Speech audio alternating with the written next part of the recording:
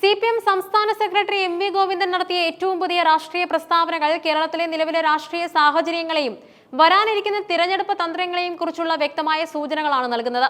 BJPയെ നേരിടുന്നതിലും തിരഞ്ഞെടുപ്പ് ഫലങ്ങൾ വിലയിരുത്തുന്നതിലും കോൺഗ്രസുമായുള്ള ബന്ധത്തിലും CPMന്റെ ഔദ്യോഗിക നിലപാട് എന്തായിരിക്കുമെന്ന് ഈ വാക്കുകൾ അടിവരയിടുന്നുണ്ട്.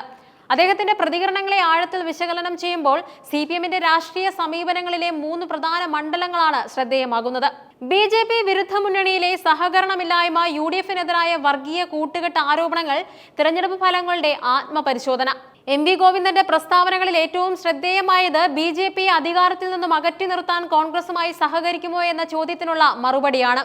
കോൺഗ്രസുമായി ചേർന്ന് തിരുവനന്തപുരം ഭരിക്കാൻ തൽക്കാലം ഉദ്ദേശിക്കുന്നില്ല എന്ന അദ്ദേഹത്തിന്റെ വാക്കുകൾ ദേശീയ തലത്തിൽ പ്രതിപക്ഷ സഖ്യങ്ങൾ രൂപം കൊള്ളുമ്പോഴും കേരളത്തിൽ CPMന്റെ പരമ്പരാഗത നിലപാടുകൾക്ക് മാറ്റമില്ല എന്ന് ഉറപ്പിക്കുന്നുണ്ട്. ഇന്ത്യൻ രാഷ്ട്രീയത്തിൽ കോൺഗ്രസും CPMും പരസ്പരം സഹകരിക്കുന്ന സാഹചര്യങ്ങൾ ഉണ്ടെങ്കിലും കേരളത്തിലെ മുഖ്യ എതിരാളികൾ എന്ന നിലയിൽ ഈ 2 പാർട്ടികളും തമ്മിൽ അധികാര പങ്കാളിത്തം സാധ്യമല്ലെന്ന് അദ്ദേഹം വ്യക്തമാക്കുന്നുണ്ട്. കേരള രാഷ്ട്രീയത്തിൽ CPMന്റെ മുഖ്യകക്ഷി കേന്ദ്രം LDF ആണെന്നിരിക്കെ കോൺഗ്രസുമായി ചേർന്ന് BJPയെ എതിർക്കുകയോ അല്ലെങ്കിൽ BJPയുമായി ചേർന്ന് കോൺഗ്രസിനെ എതിർക്കുകയോ ചെയ്യുന്ന സമീപനം സ്വീകരിക്കില്ലെന്ന് അദ്ദേഹം പറയുന്നുണ്ട്. ഇത് തങ്ങളുടെ രാഷ്ട്രീയ എതിർപ്പുകളിൽ CPM പുലർത്തുന്ന പ്രത്യയശാസ്ത്രപരമായ കാർക്കശ്യത്തെയാണ് സൂചിപ്പിക്കുന്നത്. അതായത് കേരളത്തിന്റെ രാഷ്ട്രീയ ഭൂമികയിൽ LDF മുന്നണിക്ക് പുറത്തുള്ള ഒരു ശക്തിയുമായും പ്രത്യേകിച്ചും കോൺഗ്രസുമായി അധികാരം പങ്കിടാൻ CPM തയ്യാറല്ല. പ്രാദേശികമായ അധികാരം നിലനിർത്തുന്നതിൽ CPM എത്രത്തോളം പ്രാധാന്യം നൽകുന്നുവെന്നും ഇത് കാണിക്കുന്നുണ്ട്. തിരഞ്ഞെടുപ്പ് ഫലങ്ങളുടെ പശ്ചാത്തലത്തിൽ MV ഗോവിന്ദൻ UDFനെതിരെ ഉന്നയിക്കുന്ന ആരോപണങ്ങൾ അതീവ ഗൗരവതരമാണ്.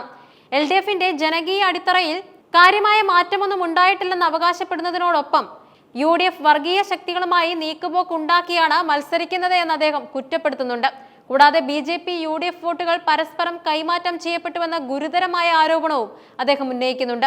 LDFനെ പരാജയപ്പെടുത്താൻ BJP വോട്ടുകൾ UDFനും തിരിച്ച് UDF വോട്ടുകൾ BJPക്കും ലഭിച്ച നിരവധി സംഭവങ്ങൾ പുറത്തു വരുന്നുണ്ട് എന്ന പ്രസ്താവന കേരളത്തിലെ ത്രികോണ മത്സരത്തിന്റെ സമവാക്യങ്ങൾ LDFന് പ്രതികൂലമായി മാറിയെന്നതിനെ കുറിച്ചുള്ള CPMന്റെ വിലയിരുത്തലായി കണക്കാക്കാം. കൂടാതെ മതരാഷ്ട്രവാദം മുന്നോട്ട് വയ്ക്കുന്ന ശക്തികളോട് യോജിച്ചാണ് UDF മത്സരിച്ചത് എന്നും അദ്ദേഹം ആരോപിക്കുന്നുണ്ട്.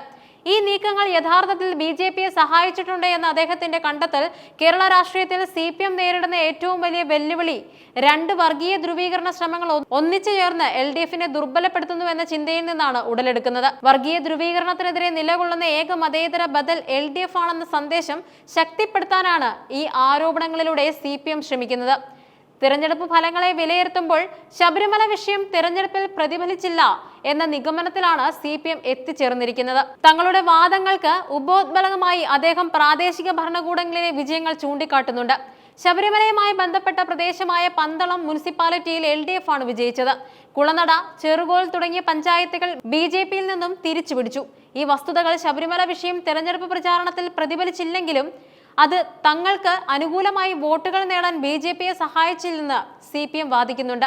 എന്നാൽ BJPയുടെ നേട്ടങ്ങളെക്കുറിച്ച് പറയുമ്പോൾ തിരുവനന്തപുരം കോർപ്പറേഷൻ ജയിക്കാനായി എന്നത് ഒഴിച്ചാൽ BJPയെ സംബന്ധിച്ചിടത്തോളം കാര്യമായ നേട്ടങ്ങൾ കൈവരിക്കാൻ സാധിച്ചില്ല എന്ന് അദ്ദേഹം പറയുന്നുണ്ട്. തിരുവനന്തപുരം കോർപ്പറേഷനിലെ BJPയുടെ വിജയം ഒരു ഒറ്റപ്പെട്ട സംഭവമായിട്ടോ അല്ലെങ്കിൽ അവരുടെ സ്വാധീനം പ്രാദേശികമായി മാത്രം ഒതുങ്ങി നിൽക്കുന്ന ഒന്നായിട്ടോ കാണാനാണ് CPM ശ്രമിക്കുന്നത്. BJPയുടെ വിജയം LDFന്റെ പരാജയമായി കണക്കാക്കുന്നതിനേക്കാൾ അത് കോൺഗ്രസിന്റെ അടിത്തറയിൽ വന്ന ഇടിവാണ് എന്ന വ്യാഖ്യാനം നൽകാനും ഈ പ്രസ്താവന സഹായിക്കുന്നുണ്ട്. അതേസമയം സംസ്ഥാന സർക്കാർ സമാനതകളില്ലാത്ത നേട്ടങ്ങൾ കൈവരിച്ചിട്ടും അത് തെരഞ്ഞെടുപ്പിൽ എന്തുകൊണ്ട് പ്രതിഫലിച്ചില്ല എന്നതിനെക്കുറിച്ച് വിശദമായ പരിശോധന നടത്തുമെന്നും MV ഗോവിന്ദൻ അറിയിച്ചിട്ടുണ്ട്. ഇത് CPM തെരഞ്ഞെടുപ്പ് ഫലങ്ങളെ യാഥാർത്ഥ്യബോധത്തോടെ സമീപിക്കാൻ ശ്രമിക്കുന്നുവെന്നതിന്റെ സൂചനയാണ്. ജനങ്ങളിലേക്ക് കൂടുതൽ ഇറങ്ങിച്ചെന്ന് അവരുടെ കാഴ്ചപ്പാടുകളും ചിന്തകളും മനസ്സിലാക്കി കൂടുതൽ ശക്തമായി ഇടപെട്ട് മുന്നോട്ടേക്ക് പോകാനാണ് പാർട്ടി ശ്രമിക്കുകയെന്നും അദ്ദേഹം കൂട്ടിച്ചേർത്തു. സർക്കാരിന്റെ നേട്ടങ്ങൾ ജനങ്ങളിലേക്ക് വേണ്ടത്ര എത്തിക്കാൻ കഴിഞ്ഞില്ലെന്നോ അല്ലെങ്കിൽ ജനങ്ങളുടെ മറ്റു പ്രശ്നങ്ങൾ പാർട്ടിക്ക് വേണ്ടത്ര മനസ്സിലാക്കാൻ കഴിഞ്ഞില്ലെന്നോ ഉള്ള ആത്മവിമർശനത്തിന്റെ സൂചനയായി ഇതിനെ കാണാം. MV ഗോവിന്ദന്റെ ഈ പ്രസ്താവനകൾ CPMന്റെ രാഷ്ട്രീയ തന്ത്രങ്ങളെ 3 തലങ്ങളിൽ ഊട്ടിയുറപ്പിക്കുന്നുണ്ട്. ഒന്നാമതായി കേരളത്തിൽ കോൺഗ്രസുമായുള്ള രാഷ്ട്രീയ സഖ്യം തള്ളിക്കളയുന്നുണ്ട്. രണ്ടാമതായി UDF BJP ബന്ധങ്ങളെക്കുറിച്ചുള്ള ആരോപണങ്ങൾ ശക്തമാക്കി LDFന്റെ മതേതര പ്രതിച്ഛായ ഉറപ്പിക്കാൻ ശ്രമിക്കുന്നുണ്ട്. മൂന്നാമതായി തിരഞ്ഞെടുപ്പിൽ തിരിച്ചടി ഉണ്ടായെങ്കിൽ അത് BJP വിരുദ്ധ വോട്ടുകൾ ഭിന്നിച്ചതിന്റെ ഫലമാണെന്നും സർക്കാരിന്റെ പ്രവർത്തനങ്ങൾ കൂടുതൽ ജനകീയമാക്കാൻ ആത്മപരിശോധന നടത്തുമെന്നും അദ്ദേഹം വ്യക്തമാക്കുന്നുണ്ട്. വരാനിരിക്കുന്ന തെരഞ്ഞെടുപ്പുകളിൽ ഈ നിലപാടുകൾ CPMന് എത്രത്തോളം ഗുണം ചെയ്യുമെന്ന് കണ്ടറിയണം.